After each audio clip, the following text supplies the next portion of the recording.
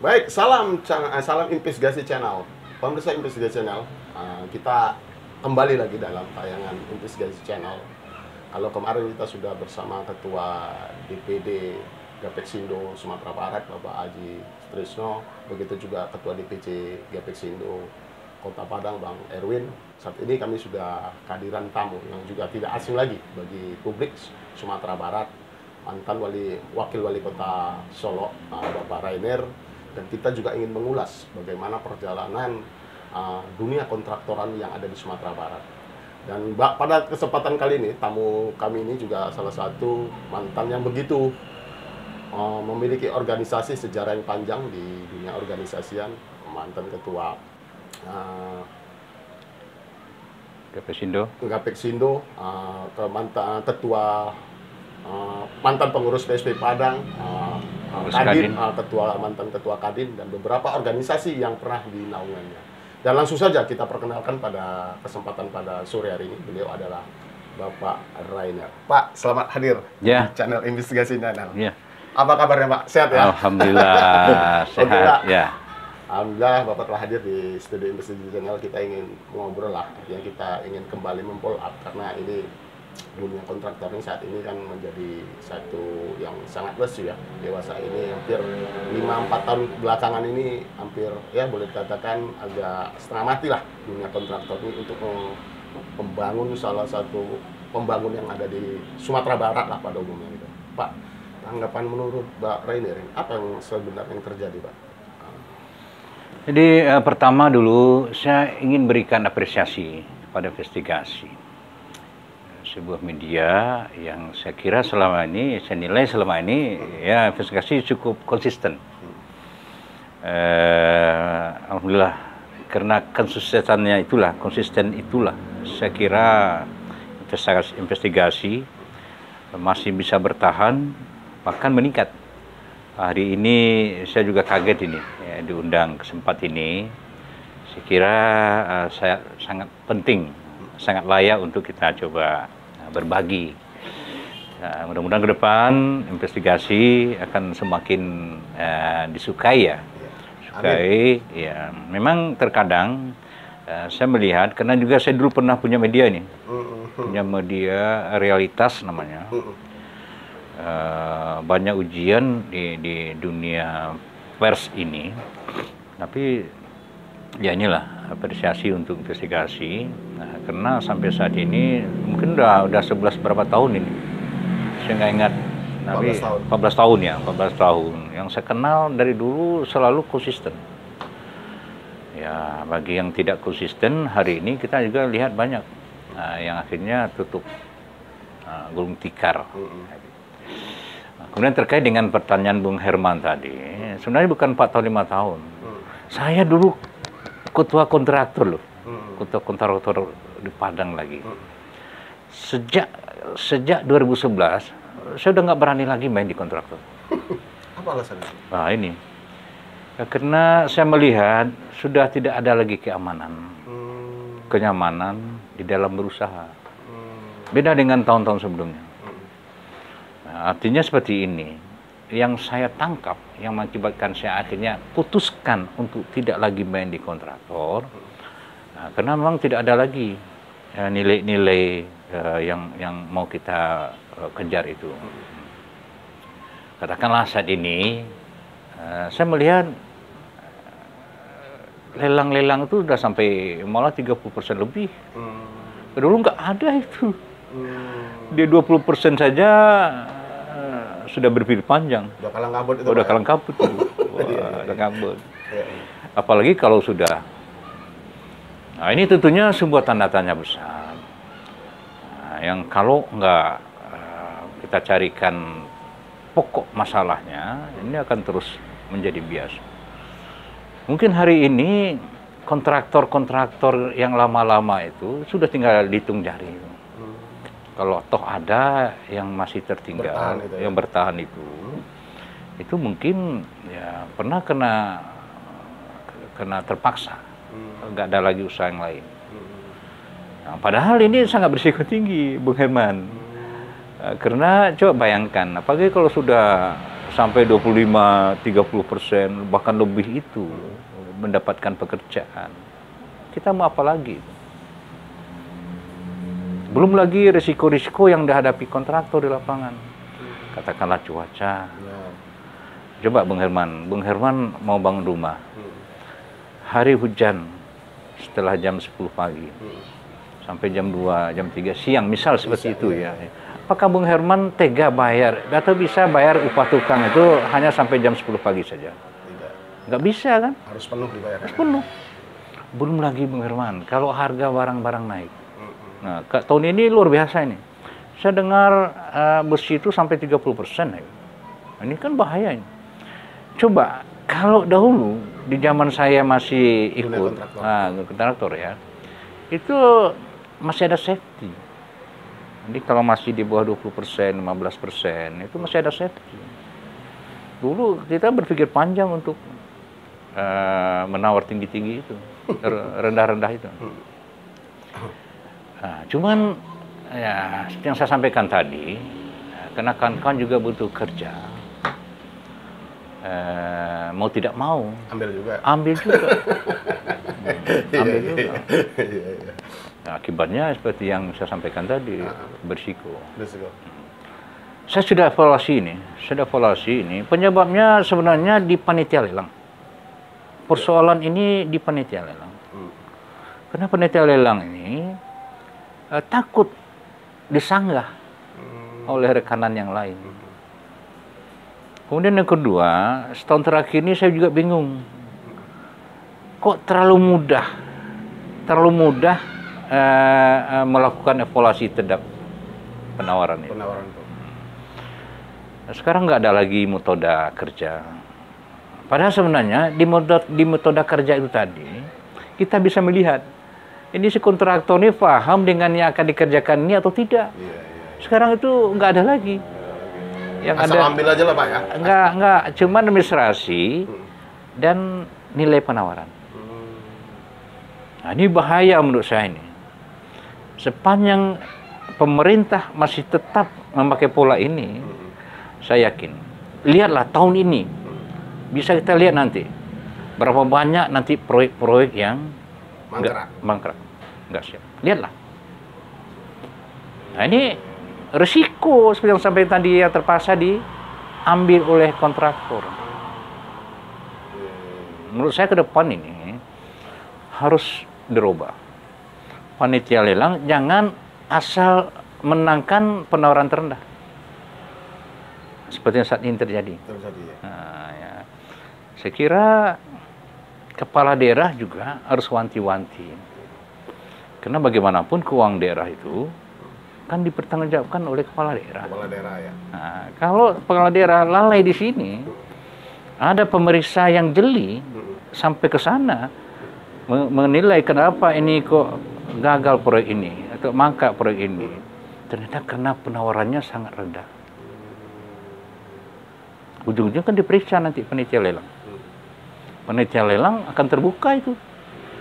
Saya tidak yakin kalau betul-betul panitia lelang menilai sebuah penawaran itu bahkan sampai di angka 30% itu layak. Saya nggak mungkin, nggak masuk akal. Artinya secara teknis saya menilai bahwa ini sudah terjadi hal-hal yang salah. Gimana kita bicara mutu kualitas ya? Apalagi cerita mutu kualitas, siap saja syukur. Apalagi dengan kualitas. Makanya ke depan, saya sebagai, katakanlah hari ini penasehat di dunia jasa konstruksi di Gapexindo, bagaimanapun darah saya masih tetap darah kontraktor. Saya tahu persis suka duka teman-teman itu di luar. Saya nggak bisa diam rasanya. Nah, persoalannya sudah sampai ke tadi terletak di panitia lelang. Berani tidak panitia lelang mengalahkan yang memang tidak terendah? Kalau berani, nggak ada masalah. Kalau berani, malah kepala daerah terlindungi. Justru sebaliknya terlindungi. Terlindungi. Ini cobalah kalau ada pihak-pihak terkait yang menilai proyek itu sampai ke hal yang tadi, kenapa ini sampai dimenangkan, padahal sudah menawar sekian puluh persen turunnya, puluhan persen turunnya, nanti akan kelihatan itu bahwa panitia lelang hanya asal tunjuk. Saya bayangkan, Bung Herman, kalau panitia hanya kena takut disanggah, akhirnya menangkan penawaran terendah. Itu resikonya. Ya. Ini enggak tertutup kemungkinan muaranya ke kepala daerah. Enggak tertutup kemungkinan.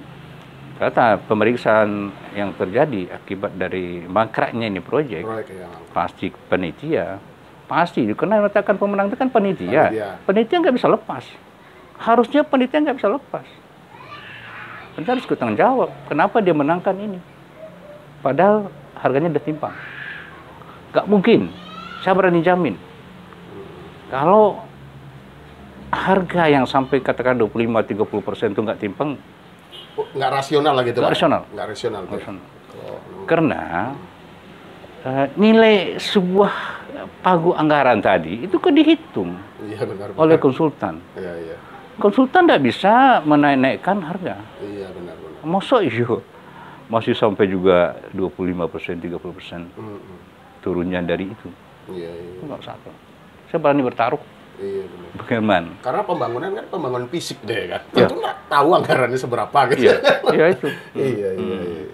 Nah, saya kasihannya ini kepala daerah. Iya. Nanti ikut terembet-rembet ke beliau itu. Karena banyak. Iya kasus itu. Tapi juga sebenarnya persoalan dari panitia lelang ini juga dipengaruhi oleh komitmen kepala daerah. Kepala daerah mau nggak backup panitia lelang tadi kan? Iya. Kalau disanggah segala macam. Kalau kepala daerah membiarkan, ya siapa yang berani? Jadi memang dituntut ini. Gimana supaya kepala daerah memantau juga panitia lelang. Anda ada benar nggak menangkan si A ini? Apa alasannya? Kok sampai sekian banyak turunnya? Coba bandingkan dengan apa yang dibuat oleh konsultan. Kelihatan itu.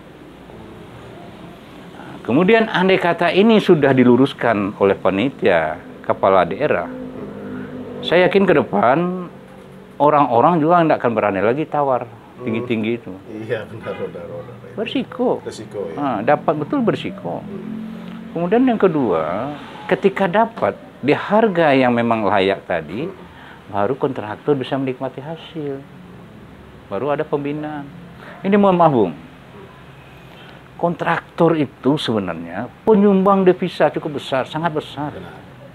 Berapa banyak tenaga kerja yang diinikan oleh ini. Nah, ini pemerintah juga tidak boleh mengabaikan itu. Coba bayangkan, apalagi kalau kita perhatikan undang-undang, maksud dan tujuan pemerintah itu apa? Membina masyarakatnya, memperbaiki masyarakatnya dari yang kurang baik menjadi baik. Kan itu, undang-undang mengatur seperti itu. Bahkan negara sedang mengecorkan dana untuk itu. Jangan uang itu habis karena hal rutin saja. Bacaan akhirnya seperti itu. Saya bukan tidak setuju dengan banyak proyek ya, bukan nggak setuju. Tapi saya kira kalau proyek itu memang betul-betul belum begitu urgent, untuk apa? Lebih baik diserahkan ke masyarakat. Pembangunan ekonomi rakyat. Saya kira itu. Jadi mohon maaf, Bung Herman bukan 45 tahun ini. Kalau dengan saya, Bung Herman, cerita tentang kontraktor, saya kira tentu masih jauh lebih tinggi saya. Karena saya pelaku langsung, Bung Herman. Memiliki ratusan anggota. Dan memahami. Hari ini saya tidak berani. Sejak 2011 saya tidak berani. Nah, coba bayangkan ini. Udah 10 tahun ya? 11 tahun, 10 tahun. Nah, coba bayangkan. Jadi kalau ini tetap dibiarkan seperti ini, saya nggak tahu lagi ke depan entah seperti apa lagi. Ini apa Pak? Artinya ini sistem yang menjerat atau memang ini artinya penyelenggara lelang itu sudah kata Pak Dato bahasanya angka 30% itu ya sudah nggak rasional lah untuk dalam satu pembangunan satu proyek itu. Itu memang apa itu regulasi sudah disusun oleh pemerintah atau memang itu dibuat oleh panitia lelang? Saya kira memang ada pengaruh pemerintah. Karena pemerintah membebaskan Itu yang saya maksud. Pemerintah membebaskan untuk menawar berapa saja. Pemerintah perlu kita ingatkan sekiranya, karena dampak daripada itu ya yang ini ada pembinaan ratusan ribu kontraktor se-Indonesia yang terabaikan. Saya kira problemnya tidak hanya Sumatera Barat ini. Banyak di seluruh provinsi lah. Saya kira sama. Sama, kondisinya sama itu. Saya kira untung saja pemeriksa sekarang tidak jelimet. Kalau pemeriksa memeriksa sampai ke situ, akar masalahnya di mana? Itu yang saya kira akan bisa berimbas ke kepala daerah. Sangat berisiko Pak. Panitia itu kan perpanjang tangan. Benar. Perpanjang tangan. Iya. Kalau dia nggak di backup, tentu dia nggak berani. Iya, benar. Tapi kalau dia di backup tentu berani dia. Berani. Cobalah Anda pertanggungjawabkan ke saya, angka 25%, 30% ini bisa nggak? Kalau nggak bisa, kenapa Anda menangkan? Apa alasan Anda menangkan? Berani nggak kepala daerah seperti itu? Iya. Kalau itu dilakukan kepala daerah, baru panitia akan berani. Kemudian ratusan ribuan kontraktor terselamatkan. Dan yang lebih luar biasa lagi, nilai-nilai dari proyek itu mutunya terjaga. Berapa banyak hari ini kita melihat miris sebenarnya. Benar. Proyek-proyek yang malah masih berjalan sudah terlihat kegagalan. Apalagi saya kira kita membaca seperti tadi, Bung. Ya tadi, karena itu tadi tidak sesuai dengan anggaran untuk sebuah pembangunan proyek. Tentu kan dampaknya tentu pembangunan itu sendiri, karena anggaran ini tidak cukup untuk memberikan satu mutu dan kualitas yang memadai gitu. Tapi persoalan ini ya memang betul itu kata Pak Datuk, sangat bahaya sekali kalau memang ini hal-hal ini dibiarkan tanpa ada follow up ya, artinya pemerintah tidak mau melihat hal ini, kan bakal merusak juga masalah pembangunan yang ada di ya kita lah di Indonesia lah bisa gitu ya. Saya mohon maaf satu lagi, ketika kontraktor yang dimenangkan tadi 25, 30 ya, itu mengerjakan sebuah proyek. Itu untuk bagian-bagian tertentu itu tidak tertutup. Terjadi hal-hal yang disalahkan. Yang kalau kontraktor ini tidak hati-hati di situ, itu akan menjebaknya. Cobalah kalau bangunan itu patah, patah tentu bongkar lagi. Betul. Akhirnya biaya lagi. Dana taktis itu harus ada. Taktis. Sekarang sudah tidak ada lagi. Di zaman saya dulu juga pemerintah melalui konsultan gunakan namanya standar analisa itu dari BOW, dari buatan Belanda. Peninggalan Belanda itu sudah mengkaji semuanya, kenaikan harga, kemudian risiko hari hujan dan lain-lain sudah, sehingga kontraktor yang lama-lama itu bisa lebih tenang. Nah, konsekuensinya tentu kualitas pekerjaan lebih terjamin. Kalau sekarang analisa itu sudah analisa SNI, dihitung sebuah pekerjaan itu kemampuan seorang tenaga kerja per hari, itu yang dikalikan. Dia lupa kalau hari hujan di mana, kalau harga naik gimana, kan? Benar. Nah itu, akhirnya ya tidak bisa disalahkan pula kontraktor akhirnya melakukan hal-hal yang keliru dalam pengurangan mutu dan lain-lain. Ini kalau pemerintah daerah atau pemerintah melihat itu berisiko kepada pemeriksaan bagi si rekanan itu sendiri. Benar. Yang notabene kan adalah warga negara yang harus dilindungi. Jadi harusnya pemerintah harus kaji sampai ke situ. Kecuali kalau perencanaan sebuah bangunan itu, katakanlah seperti itu, tidak dilakukan oleh konsultan. Dihitung sendiri misalnya kan, tek, kawan, itu lain ceritanya.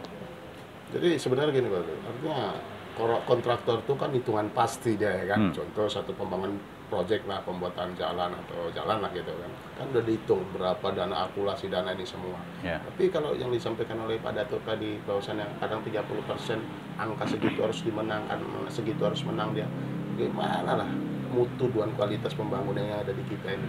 Artinya ini kan artinya gimana ya, rakyat itu merasakan satu pembangunan yang bisa dinikmati itu kan peran kepala daerah sangat menentukan. Ini apa yang menjadi persoalan Pak Datuk kalau kualitas itu di nomor sampingkan asal jadi aja lah bahasanya gitu Pak.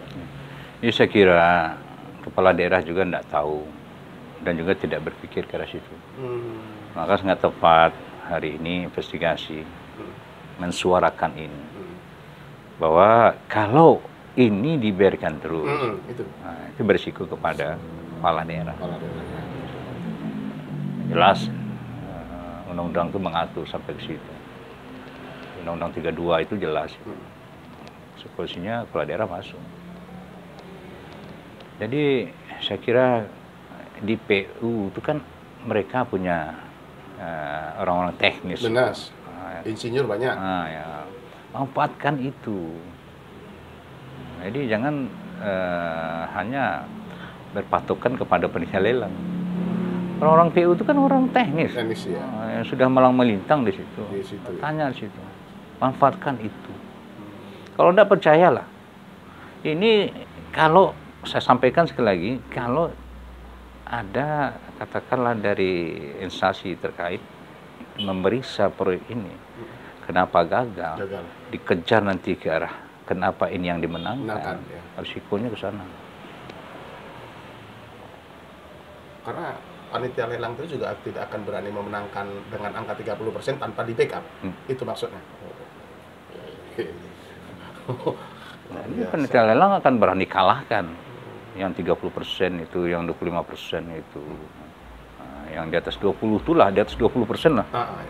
Itu minimal itu, dikalahkan. Kalau di backup. Kalau nggak di backup nggak berani.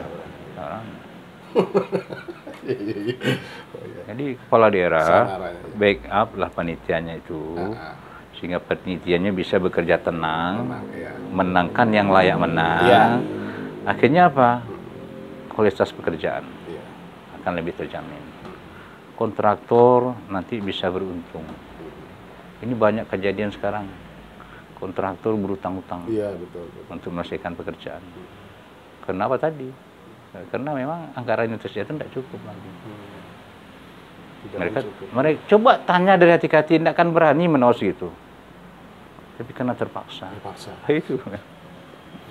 Ini problem, tidak kasihan tidak kita ini pada kontraktor. Yang bisa memperbaiki ini hanya kepala daerah, pemerintah. Apalagi kalau kita kaitkan dengan banyaknya hari ini kontraktor luar daerah yang masuk ke Sumatera Barat. Nah, itu lebih kacau lagi. Saya berdoa mudah-mudahan tidak berimbas kepada kepala daerah. Tapi saya ingatkan kalau kepala daerah ke depan masih tetap juga mengabaikan persoalan ini, tidak tertutup kemungkinan. Iya, karena kita banyak lihat contoh ya, kepala-kepala daerah itu tersandung tangkap KPK persoalan ini. Karena memang itu bahaya pada tuh ya. Ya, akibat dari proyek mangkrak tadi. Proyek mangkrak ya. Proyek tidak siap tadi. Proyek yang kalau diperiksa ternyata kualitasnya tidak sesuai. Nah itu pasti marah ke sana. Selama ini mungkin pemeriksaan belum sampai ke sana. Saya berharap ke depan pemeriksaan sampai ke sana. Biar kepala daerah aman, panitia lelang aman, kualitas pekerjaan aman, kontraktor juga. Kalau enggak, saya khawatir. Sejauh ini udah ada tuh, artinya melakukan edukasi pembicaraan dengan pemerintah. Ada tuh sebagai kapasitas sebagai ketua penasihat Gapexindo Sumatera Barat itu untuk menyuarakan lah, untuk meredakan audiensi dengan kepala daerah itu. Ini yang terkadang menjadi sebuah dilema juga. kemarin sudah dicontohkan, yang undang tuh justru wali kota. Jam sekian. Tapi ternyata setelah ditunggu 2 jam masih juga nggak datang. Ini. Jadi apakah kepala daerah memandang tidak perlu asosiasi itu, saya nggak tahu. Tapi yang pasti kehadiran asosiasi itu sebenarnya membantu pemerintah daerah. Nah, harusnya ketika ada keinginan teman-teman sampaikan untuk berkomunikasi dengan kepala daerah, buka agar supaya kepala daerah dapat masukan dari teman-teman. Ini adalah problem kita. Yang problem ini kalau nggak dicarikan solusinya, berimbas juga ke Bapak, kepada pembangunan. Kau bayangkan, saya kira kalau di Padangnya atau Padang lah ya, itu mungkin nilai-nilai proyek kita mungkin mencapai 1 triliunan kali ya, uang rakyat. Nah, kalau sekiranya uang sebanyak itu, katakanlah 20-30% saja yang lari dari yang seharusnya, kan udah rugi rakyat. 20%, 200 miliar, 300 miliar, sangat besar. Besar. Harganya juga multi-year ya? Multi-year. Nah, ini sebenarnya, kalau saya dulu, waktu saya menjabat wakil wali kota, itu saya undang. Saya ajak dia. Adakan audiensi? Kita undang mereka. Gapek-Sindo kita undang, Gapensi kita undang, Gapeknas dulu kita undang. Kita bicarakan problemnya apa. Saya sudah tahu problemnya apa. Nah, tapi kita perkuat. Nah, cuman saya waktu itu memang pertama komitmen dari kawan-kawan juga nggak kuat. Saya ingin saya itu diserang. Sehingga dengan itu saya jadikan bahan untuk bicara dengan Pak Wali kan. Saya kan wakil waktu itu. Wali. Dan saya juga tidak bisa menyalahkan mereka. Artinya wawasan mereka belum sampai ke situ. Jadi kita mau apa? Nah, kalau kita pula yang bilang seranglah saya, seranglah kami, ini caranya kan tidaklah benar. Benar juga. Berarti awak ngajarin kan? Ya. Harga timpang itu saya jawab hari itu. Sepakat enggak? Minta kepada kami untuk katakanlah upah tenaga kerja itu minimal sekian. Nah, katakan upah tenaga kerja sekarang 100.000 per hari. Masih ada yang di 80.000. Nah, ini kalahkan. Nah, padahal real di lapangan gaji pekerja itu malah udah sampai 120.000 loh. Ini sudahlah konsultan bikin 80.000, 100.000, ditawar 80.000, diloloskan juga oleh panitia. Artinya ketika ada komitmen dari kawan-kawan menuntut haknya supaya pekerjaan ini mutunya baik, minimal pekerja itu gaji sekian. Karena memang kejantannya dibayar itu sekian, tukang itu sekian. 2 komponen ini saja, Bung Herman, ini sudah besar Bung Herman. Nyedot anggaran ya, cukup besar ya. Nah, coba bayangkan kalau hal ini diketahui oleh kepala daerah, akhirnya bersiko kepada banyak hal. Jelas yang dirugikan akhirnya itu kan rakyat, karena uang rakyat. Uang rakyat ya. Karena pembangunan itu rata-rata yang pemerintah itu pasti dari dana APBD, dana APBN kan, uang rakyat itu. Nah gini Pak Dato sudah begitu ya, artinya menggeluti dunia kontraktor ya, artinya memang jiwa, background itu sudah mendarah daging lah di jiwa Pak Dato. Soal ini Pak Dato, persoalannya saat ini dunia kontraktor itu pun memang, apalagi tahu udah sebentar lagi meninggalkan 2021. Artinya adakah cerca harapan bagi dunia kontraktor ini untuk menatap tahun 2022 yang pembangunan yang mungkin ya sudah akan dimulai dilelang-kan. Apalah harapan Pak Dato? Ya, itu tadi yang saya sampaikan di awal, apresiasi kepada investigasi. Hari ini investigasi sudah siapkan waktu dan informasi pada kepala daerah tentang problem yang ada. Yang kalau tidak dicarikan solusinya, nanti tentu tahun depan akan terulang kembali. Mungkin malah tambah parah. Nah, harapan kita ke depan itu, percepatlah lakukan lelang. Kenapa harus menunggu Juni, Juli, Agustus? Katakanlah ada proses 40 hari ya. Mungkin di Februari sudah kerja. Apa untungnya Bung Herman? Pertama, melindungi pekerjaan dari risiko hujan. Ya. Yang apapun namanya, ketika pelaksanaan pekerjaan itu bertemu hari hujan, sedikit banyak akan mempengaruhi kualitas. Pasti.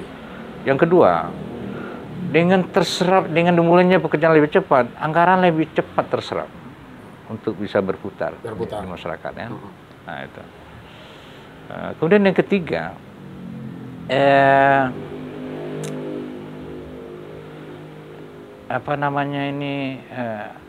mengurangi risiko terhadap pekerjaan mangkrak.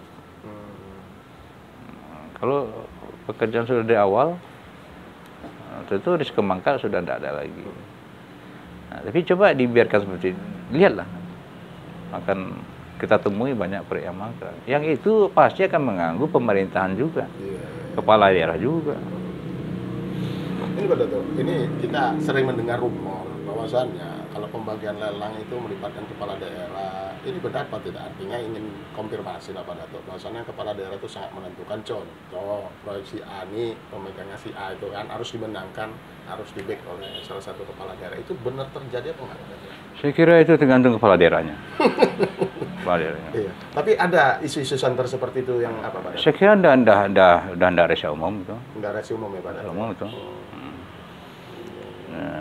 Karena bagaimanapun panitia lelang itu, jadi kalau kepala daerah bermain di situ, dia akan kena risiko. Dia akan kena risiko. Karena orang-orang yang sudah dimenangkan dengan pola-pola itu tentu mengeluarkan macam-macam lah ya. Yang ujung-ujungnya mengurangi nilai-nilai proyek. Iya, benar. Itu. Saya yakin banyak kepala daerah yang masuk hari itu, hari ini, faktornya di situ. Faktor di situ ya? Karena bukan apa-apa Datuk, karena biaya politik itu begitu juga besar, kos politik itu begitu besar. Tentu dengan dia untuk mengembalikan lah modal yang telah habis itu biayanya untuk dana kampanye itu, tentu dia akan bermain juga di situ. Karena itu rata-rata banyak kepala daerah itu ya terjerat masalahnya pembangunan. Contoh masalah apa kan, Bupati Banyuasin Ubah itu. Jadi dan kayak kira itu memang luar biasa, ini satu fenomena kepala daerah itu sangat mempengaruhi bagaimana teknik proyek yang ada di daerahnya. Ini Pak Datuk, mentalitas orang pemimpin Pak Datuk, apa itu sangat mempengaruhi Pak Datuk? Iya, sangat mempengaruhi. Karena seperti yang sudah tergambarkan tadi kan, ada hutang, katakanlah seperti itu yang terjadi ketika diselenggarakan pilkada tadi. Itu harus dibayar. Kalau dari gaji Pak, itu nggak mungkin. Karena Pak Datuk pernah kan jadi kepala daerah kan? Iya. Tapi sebenarnya tidak harus dengan cara seperti itu. Bisa dengan pola-pola lain, cara-cara lain yang lebih elegan lah. Saya mohon maaf Pak Bung Herman, hutang saya 2015 baru kemarin selesai. Saya bangun komunikasi terus dengan yang membantu saya itu. Itu saya minta rumah saya kan. Rumah saya minta. Ketika ya Tuhan belum izinkan saya punya uang, ya saya belum bisa membayar, saya sampaikan apa adanya kepada beliau. Kenyataannya memang seperti itu, nggak ada masalah. Kan ketika baru bulan kemarin selesainya. Itu 2015. Artinya jujur gitu ya, terbuka kita ya? Sampaikan apa adanya. Apa adanya. Dia mengerti juga itu. Mengerti. Nggak mesti pula melakukan hal-hal yang keliru. Nggak mesti. Namun ini memang betul tadi, tergantung mentalitas. Berani tidak menghadapi itu. Kalau memang apa adanya kita ceritakan, saya kira kawan-kawan itu kan maklum. Maklum dia. Ya. Coba kan 2021 baru selesai. 6 tahun. 6 tahun. Bisa kita buka aja ya. Jadi melihat pembangunan Pak Datuk, ya kita sudah apa juga kita bicara pembangunan saat ini gimana Pak Datuk? Kalau pandangan Pak Datuk melihat yang saya kira turun nih. saya keliling-keliling juga kan. Saya lihat sudah di November. Ini masih banyak kegiatan-kegiatan itu yang seharusnya sudah mau siap. Sekarang sudah tanggal 10 November ya. Iya. Jadi efektif bekerja itu tinggal sebulan lagi. Itu. Secara teknis saya yakin tidak akan siap. Nggak siap. Nggak akan siap. Molor. Mangkrak lagi. Ya syukur-syukur tidak ada pemeriksaan. Atau pemeriksaan tidak jeli sampai situ, aman lah. Yang jelas, kalau ini tetap dipertahankan untuk tahun 2022, saya kira ini sudah sangat konyol ini. Pola seperti ini. Pola ini. Jelas ada problem ini. Kemudian kita biarkan juga seperti itu. Iya. Solusinya ada. Apa? Iya. Undanglah asosiasi. Iya, benar. Undang asosiasi. Asosiasi akan beri masukan. Iya, benar. Bahkan asosiasi siap jewer anggotanya yang nakal. Benar. Tapi kalau tidak dilibatkan asosiasi, ya kita mau apa? Apa ya?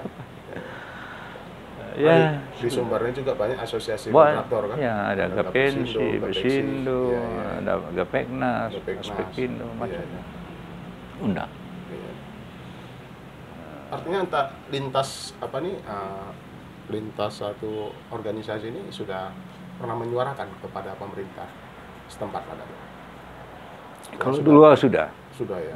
Tapi akhir-akhir ini saya lihat memang ya gairah di organisasi itu sendiri pun menurun. Iya. Menurun. Karena lesu memang. Lesu. Lesu. Pertama, sepertinya keberadaan asosiasi itu hanya sekedar mencetak KTA, kartu tanda anggota. Iya. Coba pemerintah beri dorongan, dukungan kepada asosiasi ini. Iya. Saya kira akan bergairah. Iya, karena gini saya maksudkan, artinya kontraktor ini kan sebagai panglima terdepan dalam pembangunan. Kalau dunia kontraktor tidak mampu digandeng juga oleh pemerintah ini mau jadi apa? Kan gitu artinya kan. Dengan pembatasan tadi harganya di bawah 30%, 25% itu harga terendah dibuat yang panitia lelang. Yeah. Artinya tanpa disadari itu sama aja membunuh para kontraktor. Betul. Membunuh para kontraktor. Makanya nggak heran kalau kontraktor tuh banyak utangnya. Harus dia sampai udah ada yang 3 miliar itu kita dapat realitanya di lapangan itu. Karena nggak tahan lagi lihat apa nggak diambil gimana, diambil buah simalakama lagi. Betul. Yang itu saya katakan hanya pemerintah daerah, hanya kepala daerah lah yang bisa luruskan. Kalau kepala daerah betul-betul mencintai masyarakatnya, khususnya di desa konsolusi, rangkullah mereka. Operasi mereka juga akan membackup, melindungi kepala daerah. Kepala daerah. Pasti. Kalau tidak ada upaya-upaya ke arah situ, saya pesimis. Suram dunia pembangunan 2022 pada itu. Iya, suram. Suram. Saya saja sudah sejak tahun 84 menjadi kontraktor. Iya. Tahun 2011 mundur. Kurang apa saya lagi? Peralatan saya banyak, lengkap. Tapi saya tidak berani. Coba bayangkan. Jangankan menciptakan kontraktor-kontraktor baru. Ya. Yang ada aja tidak bisa dan tidak mampu bertahan. Kalau saya ikut menawar di atas 20% itu, saya akan diketahui orang. Sudah tidak ada senda lagi pada tuh ini kata. Iya. Udah gawat gitu ya kan. Udah miskin kali lah nih istilahnya gitulah ya kan. Udah sampai 30% pun diambil juga. Iya. Kemudian juga yang tidak kalah pentingnya, saya mencontohkan ke kawan-kawan bahwa dengan 25-30%. Kemudian yang tidak kalah penting, setiap kali menawar itu Pak, itu ada kos. Ada kos. Biaya menawar itu. Itu nilainya sampai belasan juta. Dari mana ini? Kawan-kawan ini dapat uang. Terpikirkan enggak oleh pemerintah? Betul. Satu saja itu sampai ada yang belasan juta. Iya benar itu. Bayangkan. Iya. Kalau sampai 20-30 tender yang diikutin. Kan konyol. Belum tentu menang ya? Belum tentu menang. Iya. Dunia kontrak. Semuanya terpulanglah kepada pemerintah daerah, kepala daerah namanya. Bupati, wali kota, ya. gubernur. Ya. Jangan biarkan juga lagi. Backup lah panitia itu. Agar panitia itu punya nyali dan berani mengalahkan yang benar-benar tidak layak menang. Kalau itu dilakukan pemerintah, akhirnya kawan-kawan kontraktor juga menawar bisa lebih tenang. Tenang gitu ya kan? Nah, tenang. Saya menang waktu bangun kantor DPRD Solo itu 11%. Nggak dapat untung, Pak. 11%. Hanya 11% nggak dapat untung. Remis saja? Ya. Nah, kenapa itu? Karena memang itulah. Saya lakukan apa yang tertulis di BST. Saya tidak berani lakukan yang tidak tertulis. Nah, konsekuensinya apa? Ya, apalagi dengan kenaikan harga, kita malah lebih mahal lagi beli. Di efisiensi yang saya ciptakan di lapangan, katakanlah saya tidak beli alat lagi kan, sudah punya alat. Saya bisa mengurangi beli kayu-kayu bergesting karena saya sudah punya steger. Nah, ya kalau seperti itulah, itu efisiensi yang bisa terjadi, saya ciptakan itu habis. Karena kenaikan harga tadi, apalagi kalau sudah di atas 20%. Iya. Karena harga satuan material itu di bawah itu kan bisa berubah gitu ya, kan. Naik. Misalnya contoh semen harganya 60.000, bisa-bisa dia 65.000, sedangkan yang kita anggarkan 60.000 gitu kan. Tentu berubah nih. Ya. Naikkan anggaran gitu ya. Apalagi kalau kegiatan atau proyek-proyek itu yang banyak makan semen. Gila lagi. Sekarang tahun ini yang terkait dengan besi itu naik sampai 30%. Atap, ya setelah jaringan naik sampai 30%. Kalau yang lain-lain masih di angka wajar. Stabil lah ya. Masih wajar. Naik juga. Nggak ada nggak naik. Naik semua. Kayaknya tahun ini khususnya saya prihatin. Prihatin. Dan sangat masuk akal kalau banyak pekerjaan itu mangkrak. Sama di sisi harga. Kemudian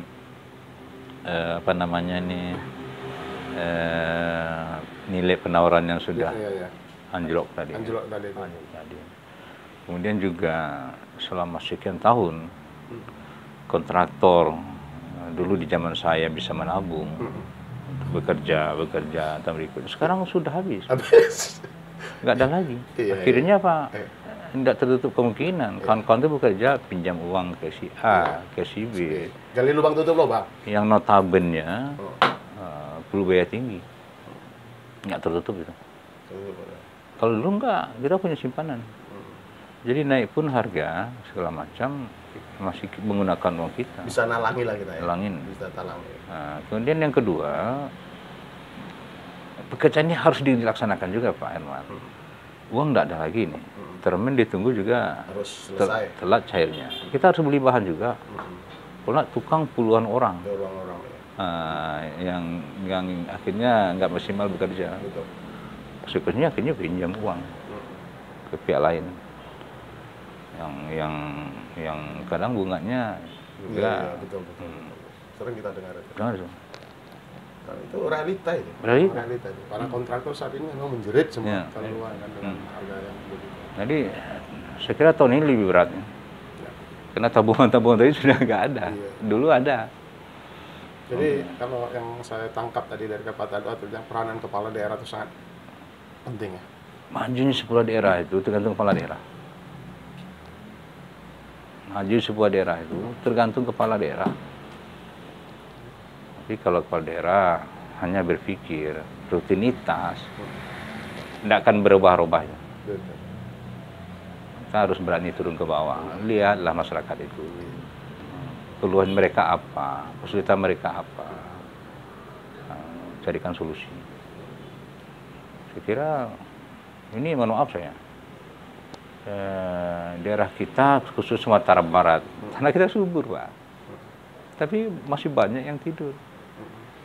Ada yang menanam, tapi antara iya dan enggak, seadanya. Padahal Pak, kita punya tenaga-tenaga ahli loh. Benar. Tahulah dinas pertanian, hadisnya segala macam, ada kabit. Yang itu kan digaji. Sumbangan mereka untuk masyarakat apa? Coba kita lihat lagi. Ada nggak? Nah, gimana masyarakat? Kenapa masyarakat kok nggak mau menanam lahannya yang subur? Harusnya menjadi sebuah tanah yang besar. Kenapa? Tanahnya subur tapi nggak mau menanam. Pertama mungkin persoalan modal. Kedua mungkin juga persoalan ilmu. Iya. Nggak tahu dia bagaimana cara menanam. Ya, ini orang dinas lah tanggung jawab. Kemudian harga lagi Pak. Saya kemarin sobat celoteh juga dengan kawan-kawan dunia usaha. Ditemukan setumpuk besar tomat yang sudah membusuk. Dibuang. Ternyata harga tomat itu sampai di angka 300 perak per kilo. Per kilo? Jatuh ya? Jatuh. Dan kejadian itu, mohon maaf, tidak terjadi hanya tahun ini saja. Tahun-tahun yang lalu. Padahal kalau kita coba menyimak urutan daripada tomat ini, kan bisa bikin saus tomat. Benar. Saus tomat. Nggak bisa dibuang. Nah, itu saus tomat itu justru didatangkan dari luar. Kenapa nggak berpikir buat ini? Saya sampaikan tempo hari. Swasta tidak berani buat. Karena kalau dibuat, nanti pasarnya bagaimana? Nah, coba kalau pemerintah mau. Kebutuhan semua pasar-pasar di Sumatera Barat, kabupaten kota, ambil dari punya masyarakat. Saya kira orang kan bergairah. Apa keuntungannya, Pak? Pertama, si petani itu akan mendapatkan harga yang stabil. Kalau pendapatan stabil, pasti dia akan bergairah terus. Dia bergairah ya. Kedua, lapangan kerja, Pak. Lapangan kerja akan terbuka dengan sendirinya. Uang-uang itu yang hari ini dibelanjakan kepada sos tomat, sos cabai itu yang dibuat keluar ya. Tidak berputar di Sumatera Barat. Lahan-lahan tidur akan tertanami. Nah, makanya saya bilang, kalau kepala daerahnya mau, kita nggak mesti sulit. Jadi luar biasa seorang kepala daerah peranannya. Peran vital yang sangat luar biasa. Yang lain-lain nggak bisa Pak. Saya wakil wali kota pun nggak bisa. Tapi kalau kepala daerah mau, apa yang nggak bisa? Karena dia eksekutor ya. Eksekutor. Oke lah Pak Datuk, karena juga kita di Batu Sele di Rausak itu, ya. Apa yang bisa sampaikan oleh Pak Datuk tentang tentang dunia kontraktor yang untuk menatap, sebentar lagi kita akan meninggalkan 2021 ya, kita akan menatap lagi 2022. Melihat kondisi saat ini dunia kontraktor juga lesu, pembangunan juga lesu ya, mungkin karena alasannya pandemi. Tapi harapan kita semua, apapun namanya apa, itu kan memang harus kita atasi. Bagaimanapun pembangunan di satu daerah itu sangat penting untuk memberikan mobilitas kepada masyarakat. Silakan Pak Datuk sampaikan kepada publik Sumatera Barat. Ya, saya sampaikan lagi apresiasi untuk investigasi. Karena kita punya banyak media-media, tapi hanya investigasi yang saya melihat problem ini. Kemudian harusnya pemerintah daerah menyikapi ini dengan positif. Karena apa yang disorakan investigasi hari ini semuanya bermuara untuk bagaimana terjadi kondisi yang kondusif di daerah ini khususnya. Tidak hanya mengamankan kepala daerah, panitia lelang, kawan-kawan kontraktor, kemudian juga nilai-nilai investasi pemerintah yang notabene adalah uang rakyat. Nah, tentunya sebisanya kita upayakan dengan hasil yang maksimal. Sekali lagi angkat topi saya untuk Bung Herman, untuk investigasi dan kawan-kawan. Yang jelas Anda sudah berbuat. Tinggal lagi follow up dari pemerintah. Ya mudah-mudahan pemerintah juga bisa membaca sampai ke situ. Dan mendengar adanya. Dan mendengar keluhan ini. Seolah saya yakin apa yang disampaikan di Surat Investigasi ini sangat bermakna untuk kemajuan Sumatera Barat secara lebih luas. Mungkin saja ya, Bung Herman ya. Oke, terima kasih ya. Pak Dato Rainer. Ya. Hadirannya di Studio Investigasi Channel. Ya. Baik, demikianlah obrolan kami dengan Bapak Dato Rainer, mantan Wakil Wali Kota Solok, dan beliau adalah seorang kontraktor sejati. Sudah tahun 84 sampai 2011 beliau aktif di dunia kontraktor, dan saat ini beliau juga Dewan Penasehat Gapexindo Sumatera Barat. Beliau juga mengharapkan agar peran pemerintah yang sangat begitu vital agar dunia kontraktor ini kembali lagi stabil pada era tahun 2000-an. Dan kita kembali lagi ke studio dan kita akan kembali dalam acara yang berbeda, dan salam investigasi channel. Luar biasa.